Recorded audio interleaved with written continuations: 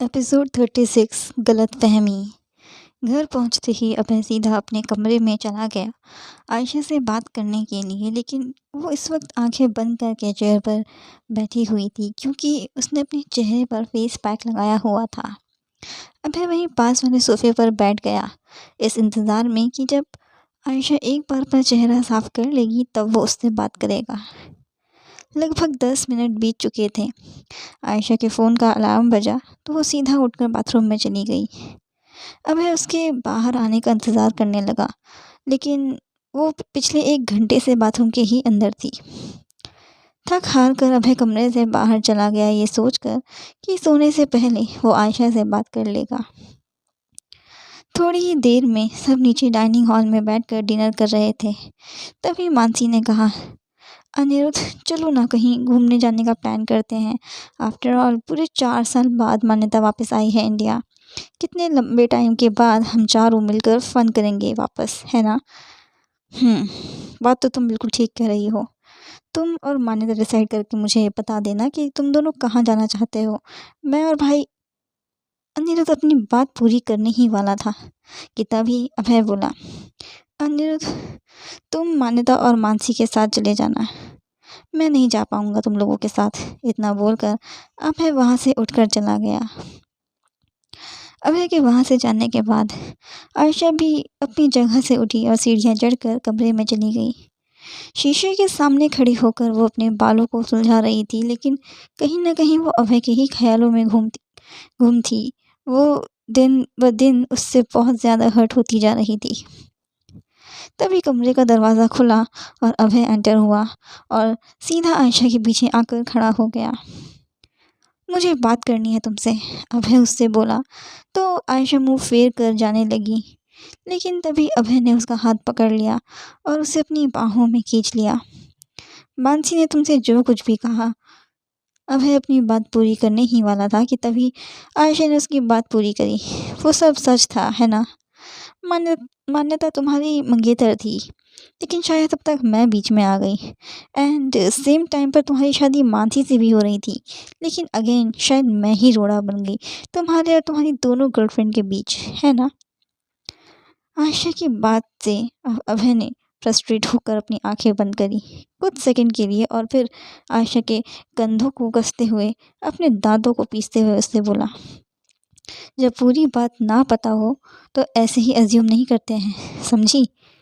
हाँ, ये बात सच है कि मान्यता मेरी मंगेतर थी, लेकिन किसी रीज़न की वजह से हम दोनों की शादी नहीं हो पाई और इस बात को 4 साल बीत चुके हैं।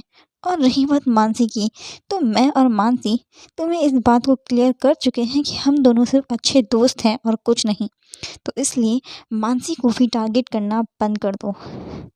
अभय की बातें सुन एक बार फिर से आयशा को तकलीफ़ हुई, ये देखकर कि अभय को मान्यता और मानसी की कितनी परवाह रहती है, सिवाय उसके। जब भी वो उससे मानसी से रिलेटेड कुछ डिस्कस करती तो अभय हमेशा मानसी के लिए ऐसे ही स्टैंड लेता था। अब आयशा अभय की और बकवास सुनने में ज़रा भी इंटरेस्टेड नहीं थी। उसने अभय को पीछे धकेला और बेड पर जाकर लेट गई। वहीं अभय उसकी इस हरकत से काफ़ी हैरान था, लेकिन अभय भी हार मानने वालों में से नहीं था। वो बेड पर जाकर आयशा के बगल में लेट गया और उस उसकी उसको उसकी कमर से जकड़ लिया। ये क्या कर रहे हो तुम? आयशा ने गुस्से से अभय पर दाड़ मारी, लेकिन उसको कोई फ़र्क नहीं पड़ा। इतना गुस्सा अच्छा नहीं होता है माय लव, जल्दी बुढ़ी हो जाओगी, 24 की उम्र में 54 की लगोगी।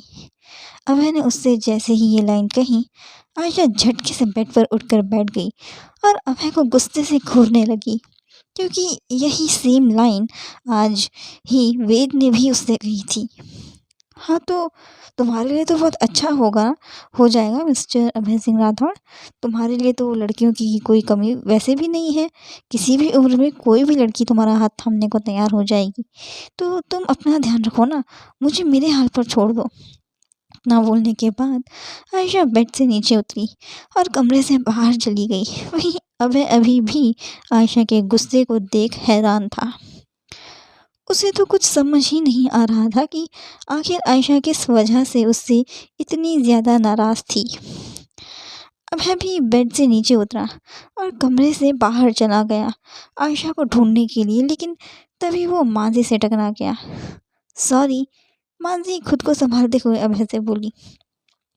अभय ने भी खुद को संभाला और मांझी को कंसर्न जताते हुए उससे पूछा, तुम ठीक तो हो? तुम्हें चोट तो नहीं आई? मानसी ने मुस्कुराते हुए अभय को जवाब दिया, तुम्हारे होते हुए मुझे कभी कुछ नहीं हो सकता है अभय। मानसी की बातों का मतलब अभय को साफ साफ समझ आ रहा था, इसलिए उसने टॉपिक बदलते हुए उससे कहा, आयशा को देखा तुमने? आयशा का नाम सुनते ही मानसी को गुस्सा आने लगा, लेकिन उस गुस्से को अपने चेहरे पर ना लाते हुए वो अभय से बोली, हाँ, नीचे हॉल में जाते हुए देखा मैंने उसे। मानसी का जवाब सुन अभय वहाँ से जाने को हुआ, लेकिन तभी उसे कुछ याद आया। वो रुककर मानसी से बोला, तुमने आयशा को मेरी और मान्यता के बारे में क्या बताया? अभय का सवाल सुन मानसी अपनी जगह पर ही जम सी गई। उसकी आवाज़ कहीं अटक सी गई थी। उसे कुछ समझ ही नहीं आ रहा था कि आखिर वो अभय को उसके सवालों का क्या जवाब दे। उसने हकलाते हुए अभय से कहा, अभय वो मैंने तो बस आयशा से इतना ही कहा था कि मान्यता तुम्हारी मंगेतर थी। मानसी का जवाब सुन अभय ने उसे डांटना शुरू कर दिया, तुम्हारा दिमाग खराब तो नहीं है मानसी? आयशा को मैं खुद अपने तरीके से बताता इस बारे में, तुम्हें क्या ज़रूरत थी चाची चौधरी बनने की? मानसी अभय से चुपचाप डांट सुन रही थी, अपना सिर नीचे झुकाए। वो जानती थी कि अगर उसने उसे पलटकर जवाब दिया तो पिछली बार की तरह फिर से अभय उससे बात करना बंद कर देगा। मानसी की क्लास लगाने के बाद अभय वहाँ से चला गया नीचे हॉल में आयशा को ढूंढने के लिए, लेकिन वो वहाँ थी ही नहीं। ये लड़की कहाँ चली गई? अभय खुद से बड़बड़ाया। तभी उसकी नज़र मेन एंट्रेंस पर गई। दरवाज़ा खुला हुआ था। वो बिना देरी किए घर से बाहर निकला तो उसकी नज़र लॉन के झूले में बैठी आयशा पर पड़ी। उसे देख अभय ने राहत की सांस ली। वो सीधा उसके पास गया और पीछे से झूले की स्ट्रिंग पकड़ ली झूले को रोकने के लिए। जब आयशा को ये एहसास हुआ कि झूला रुक गया है तो उसकी नज़र अभय पर पड़ी। वो वहाँ से भी उठकर जाने को हुई, लेकिन तभी अभय ने उसकी कलाई पकड़ ली और नर्म स्वर में उससे बोला, अच्छा सॉरी, अगर मुझसे कोई गलती हो गई है तो। आयशा हंसते हुए उससे बोली, गलती? और तुम गलती कहाँ करते हो कभी? गलती तो मैंने करी है बहुत बड़ी, जिसकी कोई माफ़ी भी नहीं है। इतना बोलने के बाद वो वापस घर के अंदर चली गई। अभय भी उसके पीछे पीछे घर के अंदर चला गया। कमरे में पहुंचते ही उसने आयशा से कहा, इंसान अक्सर गलतफहमी में आकर अपना ही नुकसान कर लेता है, क्योंकि हमेशा वो ही सच नहीं होता जो आपने अपनी आंखों से देखा हो या कानों से सुना हो। अभय की बात पर आयशा ने कोई जवाब नहीं दिया। वो बस आंखें बंद किए लेटी हुई थी। कोई जवाब ना मिलने पर वो भी अपनी जगह पर लेट गया। अगली सुबह कोर्ट जाने के लिए आयशा तैयार होकर नीचे आई तो उसने देखा कि लाइन से घर के सारे सर्वेंट्स राजा की तरह टांग पे टांग चढ़ाए सोफे पर बैठे अभय के सामने खड़े थे। आज अभय काफ़ी गुस्से में लग रहा था, लेकिन आयशा ये जानने के लिए क्यूरियस हो गई कि आखिर घर में हुआ क्या है। कल स्टोर रूम की सफाई किसने की थी? अभय ने कड़क स्वर में उन सभी से पूछा। तभी सीमा ने जवाब दिया, सर मैंने की थी, लेकिन मैंने कोई चोरी नहीं करी। स्टोर रूम की सफाई करने के बाद मैं सीधा वहाँ से बाहर आ गई थी, हमेशा की तरह। सीमा का जवाब सुनकर अभय का गुस्सा 7वें आसमान पर पहुँच चुका था। वो चिल्लाते हुए बोला, तो फिर किसने करी चोरी? अभय के चिल्लाने की इंटेंसिटी इतनी ज़्यादा तेज़ थी कि वहाँ मौजूद आयशा भी डर गई और बाकी सब लोग भी। अनिरुद्ध भी अभय के जितना ही गुस्से में था इस वक्त। तभी अभय की नज़र आयशा पर गई। उसे देखते ही उसने अपना गुस्सा शांत करने की कोशिश करी, क्योंकि वो ये बात जानता था कि वो ऊंची आवाज़ से डरती है और वो ये बात जान चुका था कि आयशा काफ़ी ज़्यादा डर चुकी है। उसने अपनी नज़र आयशा की से हटाई और अनिरुद्ध से बोला, घर के एक एक मेंबर की तलाशी लो, चाहे घर के सर्वेंट्स हो या फैमिली मेंबर्स। कोई इस घर से बाहर नहीं जाना चाहिए जब तक तलाशी पूरी ना हो जाए। अभय का हुक्म सराखों पर। अनिरुद्ध ने पर्सनली घर के हर एक सर्वेंट की तलाश लेनी शुरू करी, लेकिन किसी के भी सामान में उसे कुछ नहीं मिला। अब बारी थी घर के फैमिली मेंबर्स की। फॉर्मेलिटी के लिए अनिरुद्ध ने भी अभीर और अभिमन्यु के कमरे की तलाश ली, फिर मानसी की भी ली, लेकिन चोरी हुआ सामान कहीं भी नहीं मिला। तभी मानसी ने अभय और अनिरुद्ध से कहा, आयशा की तलाशी तो किसी ने ली ही नहीं, क्या पता आयशा ने ही गीता आंटी के घुंघरू चुराए हो। मानसी की बात सुनकर आयशा उसे हैरानी से देखने लगी। वहीं अभय मानसी को गुस्से से घूरने लगा। सभी के रूम की तलाशी हुई है, यहाँ तक कि मानसी की भी, जिसे हम लोग बचपन से जानते हैं। तो फिर ये आयशा तो कल की आई हुई है, क्या पता इसी ने चुराए हों माँ के घुंघरू। अनिरुद्ध आयशा को नफरत से घूरते हुए बोला। अभय चाहकर भी अनिरुद्ध की बात को टाल नहीं पाया, लेकिन वो ये बात भी जानता था कि आयशा ने कुछ नहीं किया है, इसलिए उसने हामी भरी और आयशा का सामान चेक करने की परमिशन अनिरुद्ध को दे दी। सबके सब अभय के रूम में पहुंचे। अनिरुद्ध ने आयशा के सामान की तलाश लेना शुरू किया, लेकिन उसे कुछ भी नहीं मिला। तभी मानसी ने अनिरुद्ध से कहा, अनी, तुमने इसका ब्राइडल लहंगे वाला बैग तो चेक किया ही नहीं, क्या पता इस चोरनी ने उसी में छुपाए हों गीता आंटी के घुंघरू।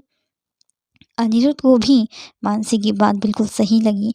उसने बिना देरी किए आयशा का ब्राइडल लहंगा वाला बैग खोला और अगले ही पल सब शॉक्ड हो गए, यहाँ तक कि आयशा और अभय भी।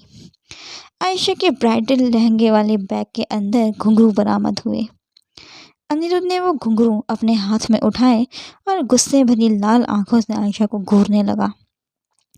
वहीं अभय भी हैरानी से आयशा को ही देख रहा था। ये घुंघरू! आयशा के मुंह से आवाज़ ही नहीं निकल पा रही थी। इससे पहले कि आयशा पूरी तरह से कुछ समझ पाती, अनिरुद्ध गुस्से से उसकी तरफ बढ़ा और आयशा डर के मारे अपने कदम पीछे लेने लगी और मानसी से टकरा गई।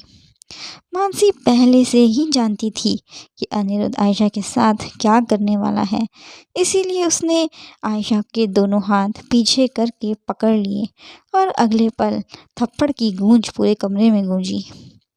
अनिरुद्ध ने आयशा को उतनी तेज थप्पड़ मारा था कि अभय और उसके साथ साथ बाकी सब लोग भी दंग रह गए, यहाँ तक कि घर के सर्वेंट्स भी। तुम बेदी फैमिली ने तो हद ही पार कर दी है, कभी खून करते हो तो कभी चोरी। अनिरुद्ध ने गुस्से से दांत पीसते हुए आयशा से कहा और आंखों में आंसू लिए वहां से चला गया। आयशा की आंखों से भी आंसुओं की धारा बहे जा रही थी। आखिर अब क्या करेगा अभय आयशा के साथ?